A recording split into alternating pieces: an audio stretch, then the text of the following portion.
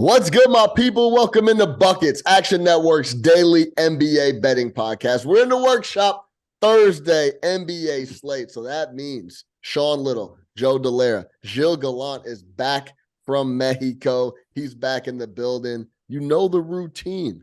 If it's Thursday, we got some plays for you. We're going to give them out, give the cap, and we'll get out of here. JD, Joe Delera, let's jump right into it. Give me your best bets for the Thursday NBA slate. All right, we're looking at the Bucks -3 and Jokic triple-double. Lock in that MVP again, baby. Jill, what are you looking at? Yeah, I'm going to be looking at three-point props. I'm already looking at the hottest three-point shooter in the NBA right now, and that's Trey Murphy with the New Orleans Pelicans, looking at over 2.5 three-pointers. And I'm going to be monitoring Jason Tatum's three-point prop when they go to play the Bucks for tomorrow as well. We could talk about that a little bit. I am taking the Bucks Celtics first half under 119.5 over at our best sponsor, the best book out there, FanDuel Sportsbook. All right, JD, I'm coming right back to you. Talk to me about the Bucks coming off of a big W, hanging 149 on the Pacers. They are on a back-to-back. Why do you like a -3? So look, this is a game where I was looking at this going into the Pacers game, right? And I had given out a Drew Holiday prop. And part of why I gave that out then was I felt that they were going to sit Chris Middleton against the Pacers, and that's what they did. Look, this game against the Celtics is critically important from a standings perspective because these two teams have split their season series so far 1-1. The Bucks are 3 games ahead of Boston in the loss column. This win would I think cement them essentially as the number 1 seed in the East. It's basically a 2-for-1 opportunity in terms of the standings because they would win the tiebreaker and they would get to give the Celtics get another loss to separate them. But it would essentially function as 2 losses as opposed to 1, where if they lose it, then it's like, well, you know, maybe you're only 2 losses ahead of Boston and you're losing the tiebreak. So it's really only 1. So I think Milwaukee's going to come out guns blazing. This is a game they're going to be trying to win.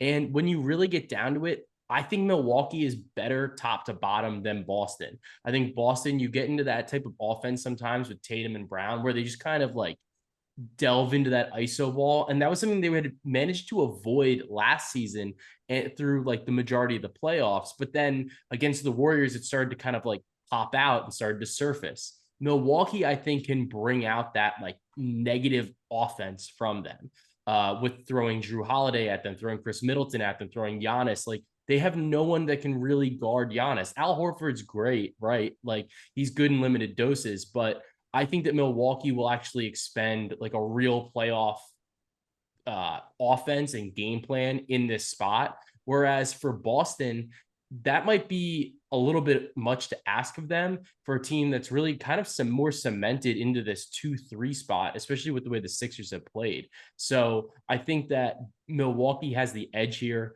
I think, have the best player on the court in terms of Giannis Antetokounmpo. Obviously, Tatum is great, but I think that I want to back Giannis in this type of must-win game coming off his own triple-double performance. So Milwaukee's rested. The fact that they sat Middleton against the Pacers to play this game, I think is important. They're really taking this and taking the leverage of the situation into account. And I think Milwaukee is better on the season overall. Gilles, your thoughts on that? I'm with you. And yeah, I mean, I think the Bucks right now just showed even tonight with why they sat Middleton in this spot to be able to have him ready for this game, because they want to have the 1 seed going into the playoffs and they don't want to give Boston any kind of relief or idea that they could beat them in this spot. That's kind of why I'm leaning to Jason Tatum to go under his 3-point prop. Now, right now the line hasn't been out, but just for reference, his over-under 3-point line is typically 3.5 for every game he plays. Just the odds will shift depending on the opponent. And I think he's going to go under here because really since the All-Star break, he has just been terrible shooting. Like, I know he puts up a ton of volume, 9.4 attempts per game. That's top 5 in the NBA in that stretch, but 29% from 3-point in that span. Like, you know, and also since the start of March, the Bucks around like bottom 10 in NBA 3-point attempts and makes per game. But even tonight, they locked down the Pacers in that spot. And also when you look at in road games since the All-Star break, This under 3.5 3-pointers has hit in 7 of 8 road games since the All-Star break and 4 of 15 games overall. So right now, I think the under 3-point line for Jason Tatum, when that comes out, it's probably going to be around minus 120. I think that's a solid spot to grab.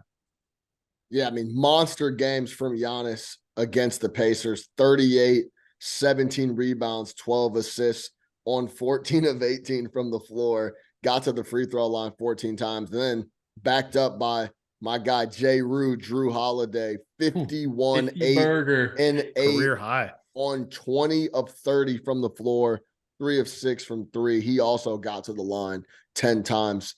I believe in this spot. It's a coin flip type of situation. I can't talk you off of taking Milwaukee at home -3. They flat out been the best team in basketball for quite some time. Them in Philadelphia, or the stretches that they've put together have been some of the best out, no question about it.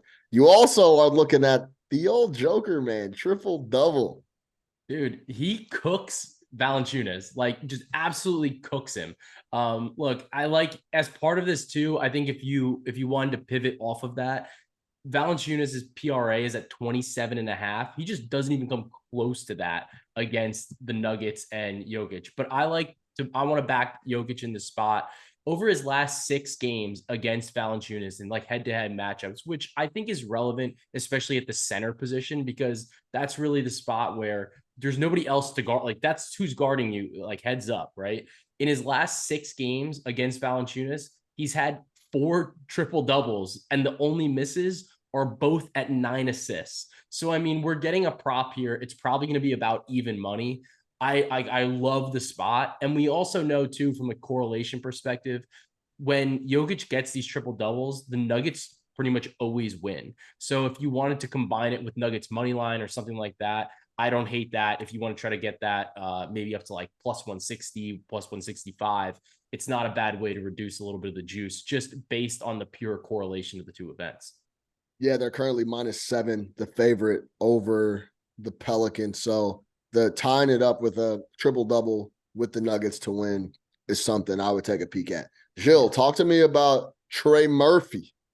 Yeah, Trey Murphy III, probably the greatest name for a 3-point prop that's ever existed. It's awesome. Yeah, like right now, the over/under 2.5 line is interesting because last night against the or not last night, the night before against the Warriors, it went back down to 2.5 when it actually went up to about 3.5 in the previous game. So bookmakers are really trying to find the right line here for this guy because he is just bombing it this month. Like right now, the over 2.5 3-point line is at -130. I think that's solid because unlike Jason Tatum, who I just described as having one of the worst stretches of 3-point shooting, Trey Murphy is on the complete flip side. 3.5 makes on almost 8 attempts per game. That's 43.7%. That's in the top 10 in the NBA in that stretch.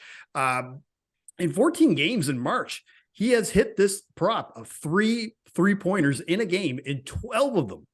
So now he has played the Nuggets 3 times this season. He hit it once, but the one thing that's obviously way different is his role on the team. In those previous games, he combined for 13 3-point attempts. In the last 2 games, he has 13 point attempts. You know what I mean? So that's the whole point of what I'm trying to say is that his role now is completely changed where he is now the elite 3-point shooter on this team.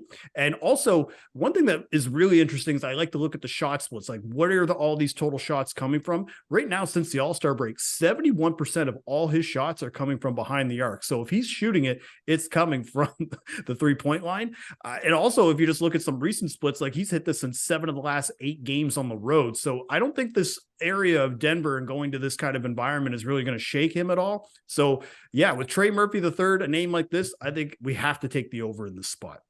Also, Trey Murphy III did not get kicked in the head by Draymond Green. So that's always a positive thing when you're taking a guy and looking for a prop.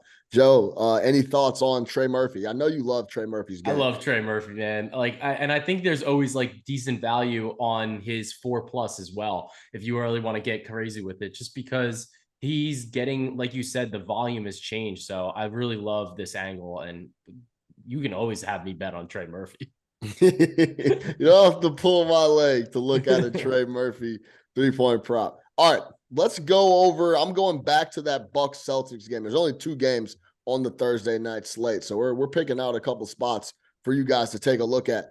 Bucks Celtics first half under 119.5, -110 over at FanDuel.